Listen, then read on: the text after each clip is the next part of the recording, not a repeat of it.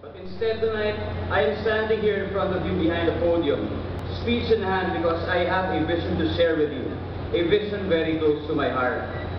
I am where I am today because once upon a time, I was a recipient of a scholarship grant, or rather scholarship grants from various individuals. Their generous help and support gave me the education I needed and led to my becoming a part of the entertainment industry. Without them, I could not be here before you today. And I had always hoped that one day I could prepare them and repay them, to pay it forward, as they say.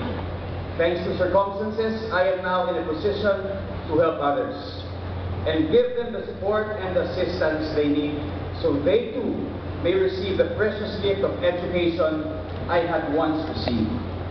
Now, this desire to help has been fostered by the era of democracy I grew up in, and fueled by the spirit of people power, that spirit of unity and nationalism we experience at EDSA. Today's youth, the so-called EDSA babies, belong to the generation of Filipinos who were either born, grew up, or came of age during and between the two EDSA people power uprisings.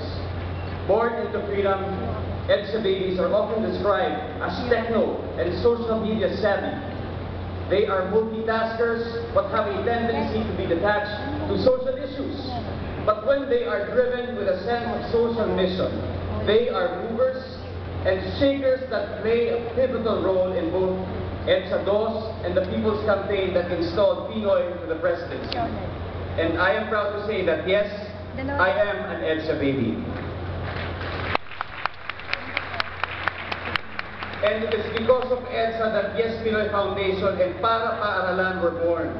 As it has been said several times this evening, the youth are our future, they are our hope, and it is our duty to rally behind them, to encourage them, to support them, give them every opportunity to reach their full potential so that their dreams and their destinies could be fulfilled. And YPF firmly believes that to help the youth become educated and productive citizens of a digitally wired world, it takes family, it takes teachers, it takes the clergy, it takes business people, it takes community leaders, it takes those who protect our health and safety, it takes all of us here in this NBC tent this evening.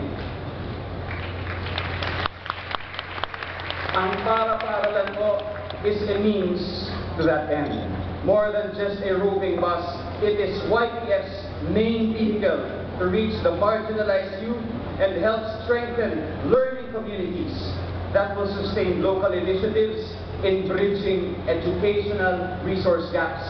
Now, we have grand dreams, and this evening we are confident in presenting this dream to you because we at YPF, who are composed of extraordinarily committed men and women who believe firmly in this vision.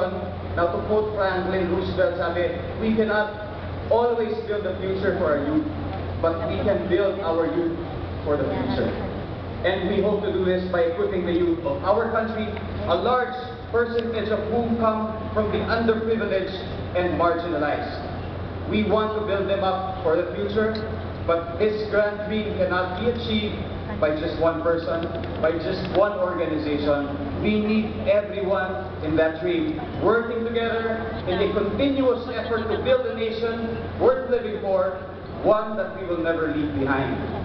And as we move towards this dream, there is none better than the leader of our country to give us that jump start.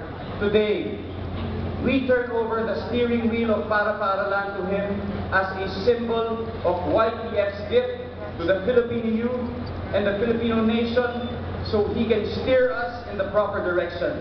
Ladies and gentlemen, His Excellency President Benigno S. Aquino III.